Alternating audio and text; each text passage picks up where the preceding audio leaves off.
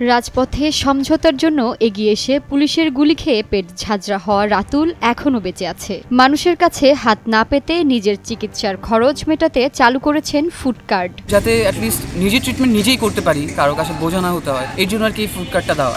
যুদ্ধের উদ্দেশ্যে মাঠে না নামলেও পুলিশের টার্গেটে পড়ে যায় রাতুল।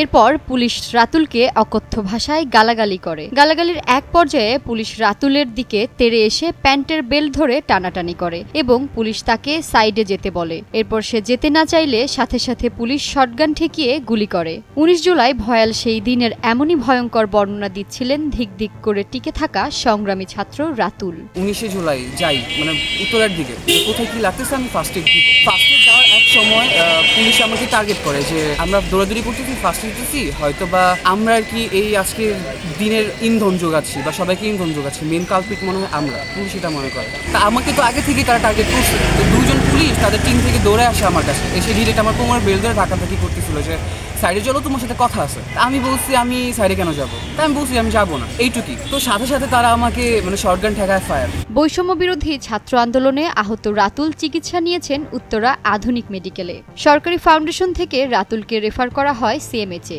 তবে রাতুলের বাকি চিকিৎসা সিএমএইচেও সম্ভব ছিল না। তার বর্তমান অবস্থায় বাংলাদেশে চিকিৎসা নিলে লাইফ রিস্ক হতে পারে বলে জানান রাতুল। আমার শুরু থেকে লাস্ট পর্যন্ত উত্তরা আধুনিক মেডিকেলে ট্রিটমেন্ট হয়েছে। দেন আপনার সরকারি ফাউন্ডেশন থেকে আমাকে সিএমএইচ রেফার করা হয়েছিল, বাট ওইখানে বাকি ট্রিটমেন্ট পসিবল না। আমার যে কন্ডিশন, এটা বাংলাদেশে করতে গেলে লাইফ রিস্ক বেড়ে যাবে, তো ওই জন্য আর কি আপাতত ওইখানে পসিবল হয় না।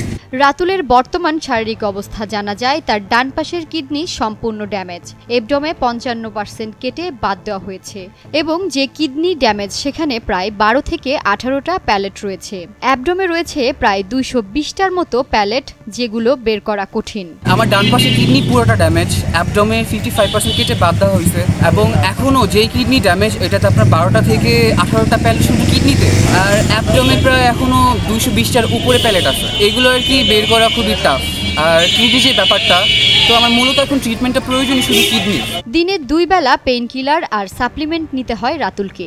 যতদিন পর্যন্ত রাতুল সঠিক চিকিৎসা না নিতে পারবে ততদিন পর্যন্ত পেইন কিলারই তার বেঁচে থাকার একমাত্র ভরসা। আমার দিনে ২ বেলায় পেইন কিলার নিতে হয়, সাপ্লিমেন্ট, পেইন কিলার আর সাপ্লিমেন্ট। আমার যতদিন পর্যন্ত প্রপার ট্রিটমেন্টটা না হবে তো আমার এরকমই পেইন কিলারের উপরই থাকতে হবে। রাতুল জানায় গুলি লাগার 2 সেকেন্ড আগেও ছিলেন সুস্থ স্বাভাবিক। গুলি লাগার পর রাতুল দেখতে পায় তলপেট ছিঁড়ে নাড়িভুড়ি বের হয়ে গেছে।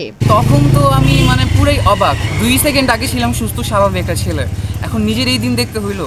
নিচের দিকে যখন আমি বুঝি যে আমার ফায়ার আছে, আমাকে গুলি করা হয়েছে, দেখি যে তলপেট আমার সব ছিঁড়ে বেড়ে গেছে, নাড়ি ভুড়ি সব বের হয়ে গেছে, রক্তাক্ত। আশেপাশে যারা দেখতেছিল কেউ বলতেছিল না যে আমি বাঁচবো। তো তাদের কাছ থেকে এই জিনিসটা শোনা বা নিজে তখন আমি ফিল করতেছিলাম যে আমি ডাইনে বায়ে কিছু দেখতে পারতেছি না, আমার সেন্সগুলো ব্লার হয়ে যেতেছে। তো ওই মুহূর্তে নিজেকে কন্ট্রোল করাটা বা নিজেকে যেটা মনের যে বল, ওটা ভেঙে গেছিল। টানা ৬ ঘন্টা অপারেশনের পর আইসিইউতে পাঠানো হয় রাতুলকে। তবে সে সময় প্রশাসন থেকে চাপ দেওয়া হয় যাতে রাতুলের চিকিৎসা না হয়, এমনটাই বলে জানান রাতুল। তো কোনো মতন আমাকে মেডিকেল নিয়ে গেছে। মেডিকেলে টানা ৬ ঘন্টা অপারেশন হয়। অপারেশন হওয়ার পর আমাকে আইসিইউতে শিফট করে। পরবর্তী যে ট্রিটমেন্ট, একটা অপারেশনের ৭২ ঘন্টা পর্যন্ত না গেলে বোঝা যায় না যে অপারেশন সাকসেস হয়েছে কিনা বা আমি ডেঞ্জার জোন থেকে বের হয়েছে কিনা। তখনও প্রশাসন থেকে চাপ দিয়েছে যাতে আমার ট্রিটমেন্ট না করা হয়, বা ওদিন যারা আমাদেরকে গুলি করা হয় শুধু আমি ছাড়া সবাই স্পট ডেথ।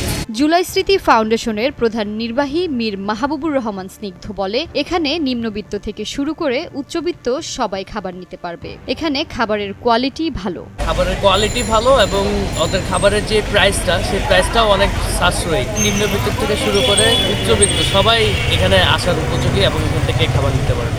রাতুলের টিজি টাচ ফুড কার্ডে ৬০ টাকা থেকে শুরু করে খাবার পাওয়া যায় ১২০ টাকায়। এখানে burger, meat box, spicy sausage, hot dog সহ রয়েছে নানা ধরনের fast food. Uttara road number ১৮, sector number ৭, Uttara high স্কুলের সাথে বসে রাতুলের দোকান। দোকান খোলা থাকে দুপুর ২টা থেকে রাত ১০টা পর্যন্ত। তো আমার এই ফুড কার্ডটার নাম হচ্ছে টিজি টাচ। আমার এখানে সর্বোচ্চ খাবার হচ্ছে ১২০ টাকা, ৬০ টাকা থেকে শুরু। তোমাদের কাছে রিকোয়েস্ট থাকবে যদি ভালো লাগে বা এক্সপ্লোর করতে চাইলে আসতে পারেন।